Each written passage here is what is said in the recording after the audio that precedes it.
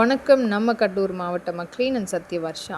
இந்திய அரசியல் அமைப்பு ஆலோசகராக பணியாற்றி வருகின்றேன். அனைத்திந்திய அண்ணா திராவிட முன்னேற்றக் கழகம் தான் ஆட்சி அமைக்கப் போகிறது என்பதை மக்கள் தீர்மானித்து ஒவ்வொரு தொகுதி ரீதியாக வாக்கு சேகரிக்கின்ற நம்மளுடைய அனைத்திந்திய அண்ணா திராவிட முன்னேற்றக் கழகத்தின் வேட்பாளர்களுக்கும் நம்மளுடைய கூட்டணி கட்சி வேட்பாளர்களுக்கும் அமோக வரவேற்பு கொடுத்து கொண்டிருக்கின்றார்கள், கொண்டாடி கொண்டிருக்கிறார்கள். மறுபக்கம் இந்த திராவிட முன்னேற்றக் கழகத்தின் விளம்பர வேட்பாளர்களை அடித்து விரட்டி கொண்டிருக்கின்றார்கள், நிராகரிப்பு செய்து கொண்டிருக்கின்றார்கள்.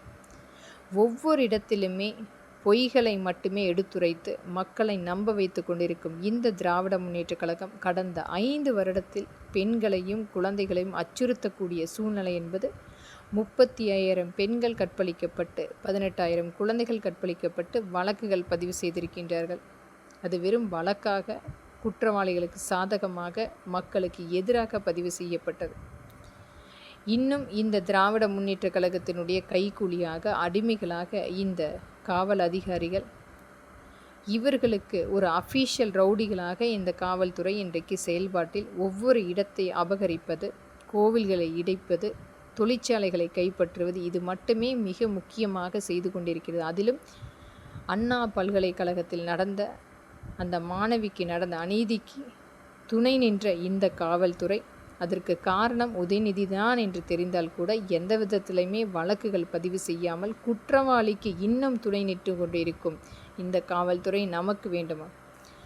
அனைத்து வகையிலுமே அரசியல் அமைப்புக்கும் ஊடகங்களுக்கும் தெரிந்தால் கூட இன்னும் யார் அந்த சார்?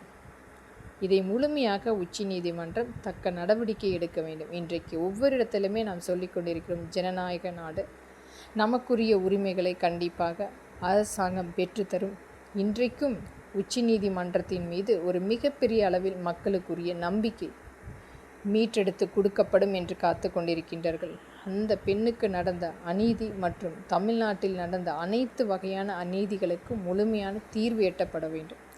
அதிலும் இந்த திராவிட முன்னேற்றக் கழகத்தின் 2.0 விளம்பர மாடல் ஒவ்வொரு நாளுமே மக்களை நம்ப வைக்க வேண்டும் என்று 4 கோடி ரூபாய் எடுத்து இவர்களுடைய குடும்ப விளம்பரம் மற்றும் ஒரு திட்டங்களாக மக்களிடத்தில் கொண்டு வந்து போஸ்டர்களாக மட்டுமே ஒட்டி மக்களை நம்ப வைத்து மத்திய அரசால் கொடுக்கப்பட்ட 7 லட்சம் கோடியை முழுமையாக இவர்கள் கைப்பற்றி நம்மை நிராகரித்த அனைத்துமே முழுமையாக விசாரணை எடுக்கப்பட வேண்டும்.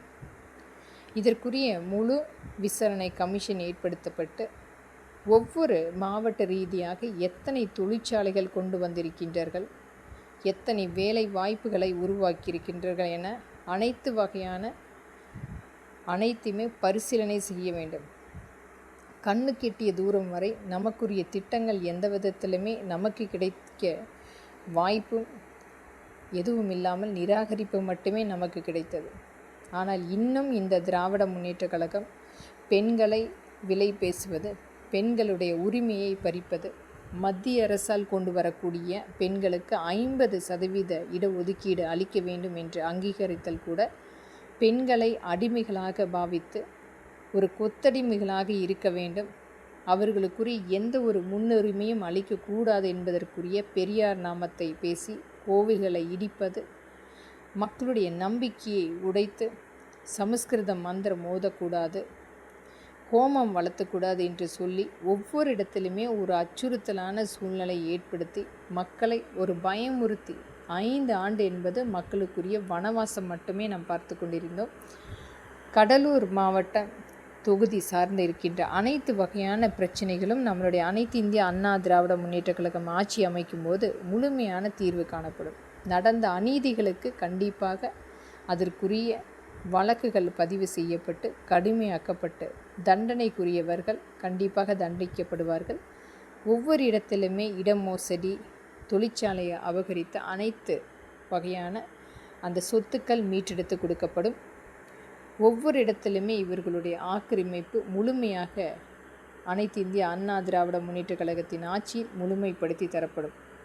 மக்களுக்குரிய வாழ்வாதாரத்தை மீட்டெடுத்து நடந்த அநீதிகளுக்கு முழுமையாக தீர்வு காண வேண்டுமென்றால் வாக்களிப்பீர் இரட்டை இலை சின்னத்துக்கும் நம்மளுடைய கூட்டணி கட்சிக்கும். நம்பிக்கையோடு காத்திருங்கள் மக்களே. உங்களுக்குரிய ஆட்சி அமைப்பு அனைத்து இந்திய அண்ணா திராவிட முன்னேற்றக் கழகம்தான். நன்றி.